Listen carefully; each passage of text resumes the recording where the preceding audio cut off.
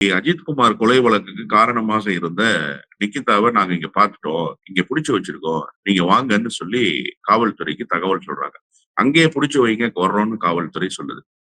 2 மணி நேரமாகியும் காவல்துறை வரல. 2 மணி நேரத்துக்கு பிறகு யார் தொடர்பு கொண்டாரோ அவருக்கே காவல்துறை தொடர்பு கொண்டு, இல்ல அவங்கள விட்டுருங்கன்னு சொல்றாங்க. அண்ணாமலையினுடைய தீவிர ரசிகர் என்பது அவருடைய முகநூல் கணக்கின் வாயிலாக தெரிய வருகிறது.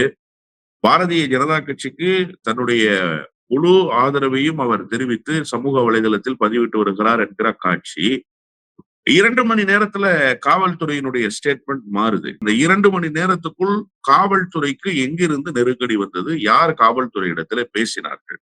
ஒருவேளை அண்ணாமலை பேசினாரா? அப்படி என்று சொன்னால் அண்ணாமலைக்கு இந்த படுகொலையில் தொடர்பு இருக்கிறதா? காவல் நிலையத்தில் நடந்த படுகொலையில் தொடர்பு இருக்கிறதா என்றுதான் நம்ம இதுல கவனிக்க வேண்டியிருக்கு. ஏன் அப்படின்னு சொன்னா ஒரு சின்ன க்ளூ தான். நீங்க ஒருவேளை ஏடிஜிபியே தொடர்பு கொண்டு பேசி இருந்தா கூட லோக்கல் டிஎஸ்பி ஏன் ஒரு வார்த்தை எஸ்பிக்கு சொல்லியிருக்க கூடாது? எஸ்பிக்கு சாதாரணமா சொல்லியிருக்க முடியும் தானே? ஐயா இந்த மாதிரி ஏடிஜிபி பேசினாருங்கய்யா, உயர் அதிகாரி பேசினாங்கய்யா, நான் இந்த மாதிரி ஒரு குழு அனுப்பிச்சிருக்கையா. அப்போ அதை சொல்லக்கூடாத அளவுக்கு டிஎஸ்பி பணியாற்ற வேண்டிய கட்டாயம் இருந்திருக்கிறது என்று சொன்னா ஏதோ ஒரு வகையில நெருக்கடி இருக்கு. அப்ப அந்த நெருக்கடி அண்ணாமலையாகத்தான் இருக்கும் அப்படிங்கிறது சஸ்பெக்ட்.